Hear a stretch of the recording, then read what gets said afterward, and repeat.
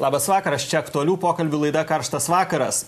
Šiandien Vilniuje baigėsi pasaulio lietuvių ekonomikos forumas ir mes turim puikią kompaniją šio forumo dalyvių ir mėginsim pakalbėti apie tai, kaipgi sukurt tokią aplinką Lietuvoje, kurioje visi norėtų gyventi, niekas nenorėtų palikti Lietuvos. Mes turim studijoje bene garsiausius lietuvius, verslininkų, žmonės, kurie kūrė Lietuvą ne tik Lietuvoje, bet ir už jos ribų. Mūsų studijoje Ilja Larsas, Gedžari kūrėjas ir vadovas. Labas vakaras. Sveiki. Antanas Guoga, Tony Bet savininkas. Labas vakaras, Antanai, žinomas kaip aistringas krepšinio rėmėjas, entuziastas.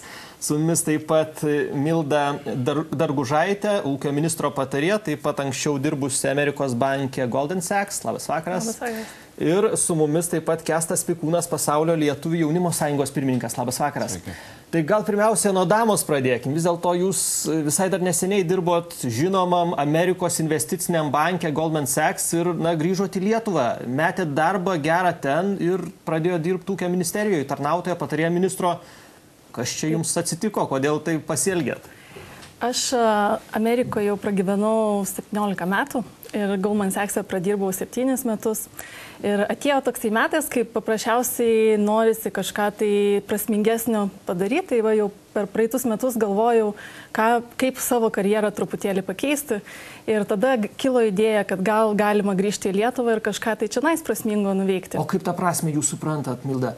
Vis dėlto, kad būtų daug didesnis savim pasitenkinimas, kad darbas yra ne vien tik tai dėl to, kad finansiškai tau kompensuoja ir tu savo geresnį vis finansiškai gyvenimą gali kurti, bet kad galėtum savo pasakyti, kad va, aš čia kažką tai padariau naudingo, ne vien tik tai savo. Žiūrėkit, jūs šiandien formę kalbėjote ir apie jaunimo emigraciją, tikrai didžiulis nedarbas Lietuvo jaunimo, beveik 35%.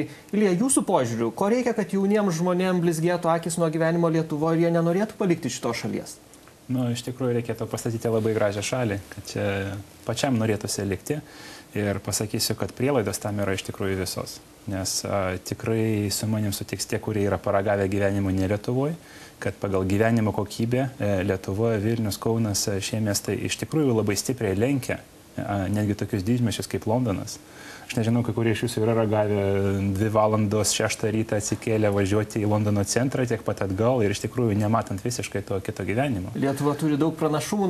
Taip, labai daug pranašumų, apie tai labai mažai kalbame. Iš tikrųjų yra toksai mitas, kad užsienyje yra dideli atlyginimai, yra labai lengvas gyvenimas, bet kurie iš tikrųjų paragauja gyvenimą tenai ir sulygina, galiausiai turi galimybę tikrai sulyginti, tai tikrai tie sutinka, kad čia yra prielaidos labai geros. Bet žmonės vis tiek nori to komforto, socialinio komforto, tokio jaukumo šitoje šalyje, reikalingumo, kad jie matytų prasmę auginti vaikus čia. Antanai, jūsų požiūriu. Mano požiūris, kad Lietuvoje yra labai daug pozityvių dalykų. Man atrodo, tikrai daug yra smagiau gyventi Lietuvoje. Yra daug oro švaresnis pradžiai. Yra viskas arti, mūsų puikus senamiestis yra. O imtis verslo Lietuvoje, Antanai, yra čia nišų, ar jau viską čia monopolistai uzurpavę? Manau, kad labai daug nišų yra, ypatingai su IT sektoriui, kur yra naujos technologijos, kur monopolinkų negali būti iš tikrųjų. Už tai, kad viskas labai dinamiškai keičiasi ir labai daug yra sferų ir sričių, kur galima rasti savo nišą ir savo šaukimą. Ir man atrodo, tikrai Lietuvoje taip ir vyksta. Nori, nenori, taip viskas vyksta taip. Bet pradėti verslą čia buvo įvairių pasvarstymų. 22 dienas reikia, norim pradėti verslą ir daug įvairių biurokratinių. Pats Ilja yra kalbėjęs apie beprotišką korupciją Lietuvoje, kuris stabdo vystymąsi Lietuvos. Tai vis dėlto ar tai negesina iniciatyvos? Aš pasakysiu taip, kad verslininkai, kurie bijo 22 dienų tam, kad pradėti verslą, didelį verslą nesukurs, nuo to pradėkim. Iš tikrųjų, valstybė galėtų pagerinti situaciją, galėtų palengvinti tos pačius biurokratinius reikalavimus. Ko reikia svarbiausia, Ilja? Pačios svarbiausia. Šiaip, mano galva, didžiausia grąža būtų nuo paprastos edukacijos. Tiesiog sakyti žmonėm, kas yra verslas, kas iš tikrųjų yra, o ne tai, su kuo jie asocijuoja šiuo metu dabar. Kaip bazinius dalykus daryti verslą ir panašiai. Tai grąža į edukaciją būtų, mano galva, didžiausia. Nes požiūrį šiandien į verslininką, tikrai Lietuvoje dažnai sutinkamas toks kaip vos nei sukčių, kuris nori greitai pralopti, kitų sąskaitą. Jūs susidurėt su tokiu požiūriu? Gal Kesto paklausčiau, jūs taip pat Jungtinėje karalystėje darot verslą? Ar... Šiuo metu iš tikrųjų esu grįžęs į Lietuvą. Aš Jungtinėje karalystėje pragyvenau beveik 12 metų. Tai tenais aš pasibaigiau ir mokslus, ir turėjau ir verslą, ir turėjau kolegas Britanijoje, kur mes dirbom ir su Amerika. Tai aš norėčiau iš tikrųjų pantrinti kolegom, kad iš tikrųjų turi pasikeisti truputį požiūris, nes labai mes esam pripratę, kad Lietuva viskas blogai ir kad mes niekam tikė ir kad mes galų galiai išnyksim. Aš visiškai su to nesutinku. Aš manau, svarbiausia yra teigiamas nusistatymas ir galų galia žinoti, ko tu nori padaryti. Bet dėl ko tokia perspektyva niuri, kaip jūs sakote, tokia vyraujanti nuomonė, viskas čia blogai, šalis ant vos ne bankroto slenksčio, skolos didžiulės, mokesčiai dideli, visuomenė senėja, pensininkų skaičius auga, jaunimo mažai, verslumas menkas. Tikrai, gali pasižiūrėjus televiziją ar internetą pasklaidžius, tokią paradigmą, tokią nuostatą susidaryti apie Lietuvą. Ar jinai netitinka tikrovės, aš nežinau. Aš tai sakyčiau, kad čia truputėlį mentalitetas, ką aš pastebėjau iš karto grįžusi, toksai nusistatymas neigiamas viskam. Iš tikrųjų, čia yra labai daug teigiamų dalykų. Nemanau, kad Lietuva išsiskiria iš kitų Europos šalių ar iš pasaulio šalių, kad čia yra blogai. Iš tikrųjų, čia yra daug geriau negu daugumoj šalių ir netgi palyginti su Europos šalim. Su Amerika lyginant, kas jau čia taip geriau?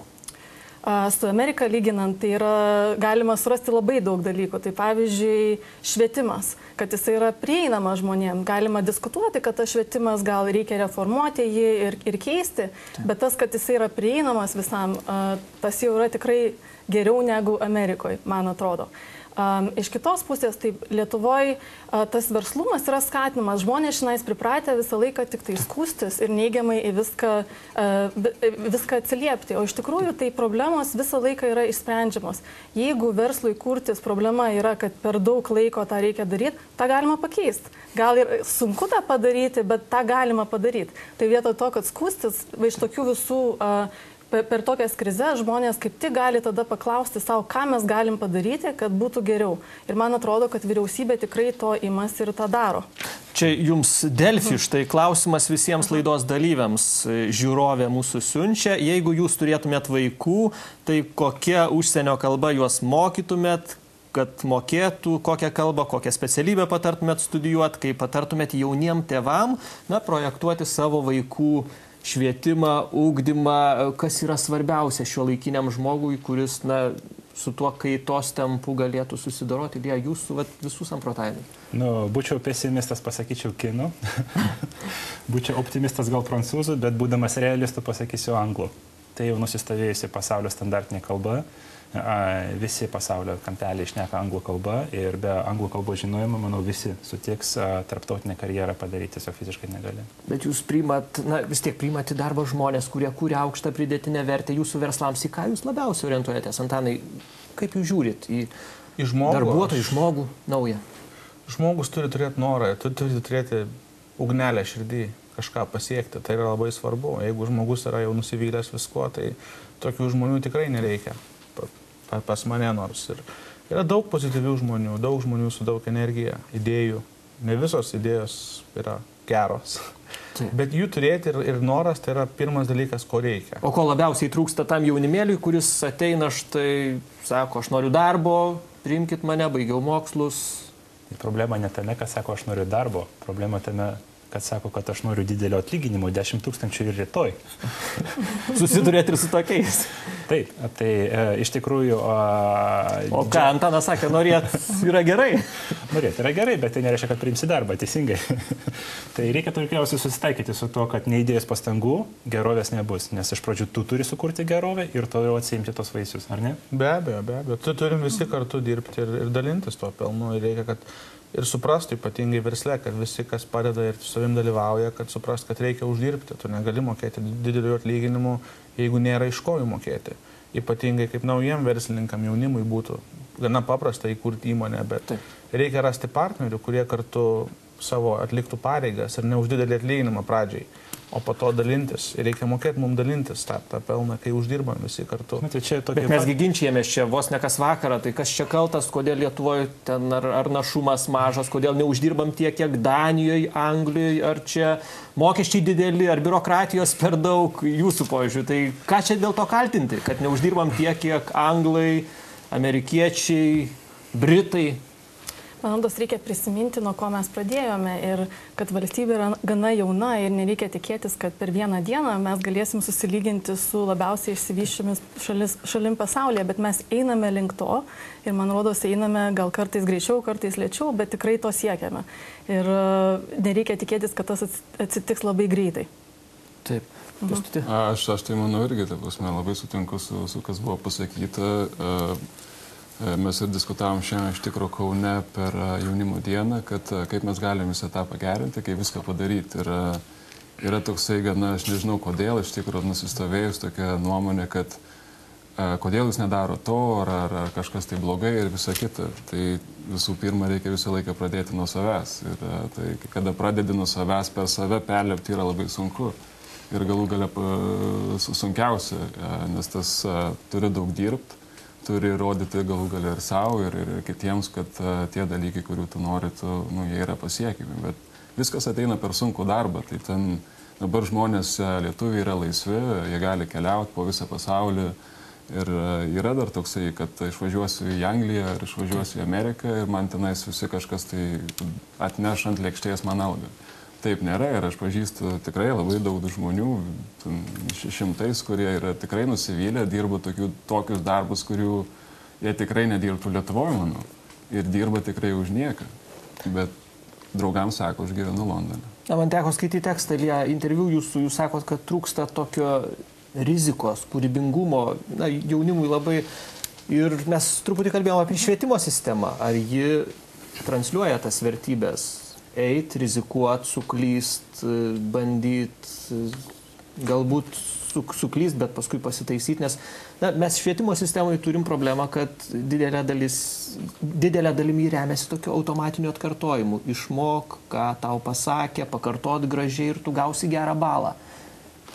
Žinote, iš tikrųjų vakar apie tai daug diskutavome forume ir po pranešimo Deivido Pasigo, profesoriaus futuristo, iš tikrųjų man paklausius, kokiegi yra iš tikrųjų svarbiausi dalykai šalyje tam, kad jinai būtų konkurencinga aplamai pasaulio kontekste. Jisai išvardėjo 3 dalykus. Mokslas, dar kartą mokslas. Tai iš tikrųjų... Praktiškai bazė, švietimas yra bazė vystimosi. Taip. Ir irgi galiu pasakyti, kad tam, kad išsivystytų geras švietimas, reikia 10-mečių, kartais 100-mečių. Ir pasakysiu, kad, pavyzdžiui, pas mus tokie fundamentalūs mokslai, inžinierijos mokslai iš tikrųjų yra labai aukštos kokybės. Bet kai kur mums tiesiog trūksta bazinių žinių, rinkodara, pardavimai. Tos sritys tiesiog neegzistuoja. Nes iš tikrųjų, kad atsirastų... Šiaip egzistuoja, universitetuose yra disciplinos. Profesionaliame pasaulyje žemėlapyje vargiai egzistuoja. Mano, tai yra vakar diena, ko mes mokom jaunų žmonės. Tam tikrose srityse. Ir vėlgi, čia pritarsiu tai nuomonė, kad negalima naivu tikėtis, kad per 20 metų šalyje tai mokslai atsiras, nes tam, kad atsirastų profesorius, kuris žino, kuris turi 20 metų patirties, jisai turi prasimokinti 20 metų, po to mokintis, tai turi praeiti 50 metų, tiesiog fiziškai tai nesutrumpinsi. Tai kadangi iš tikrųjų mes pradėjome kurti savo naują valstybę labai neseniai, tai tam tikrose žiniuose mes tikrai esame labai pažengę, bet kitose mes labai atsilikę. Ir, man atrodo, mūsų universiteto vienas iš tikslų yra bandyti įsisavinti geriausią pasaulio patirtį tuose srityse, kur mums tikrai trūksta, ir maksimaliai iš tikrųjų patobulėti tuose srityse. Ir mes po trumpos reklamos sugrįšime į Karštą vakarą, likit su Baltijos televizija, mes kalbam su garsiais lietuviais verslininkais, kalbam apie tai, kogi reikia, kokių sąlygų, kad Lietuva suklestėtų, kad mūsų jaunimas, mūsų šalis būtų sėkminga.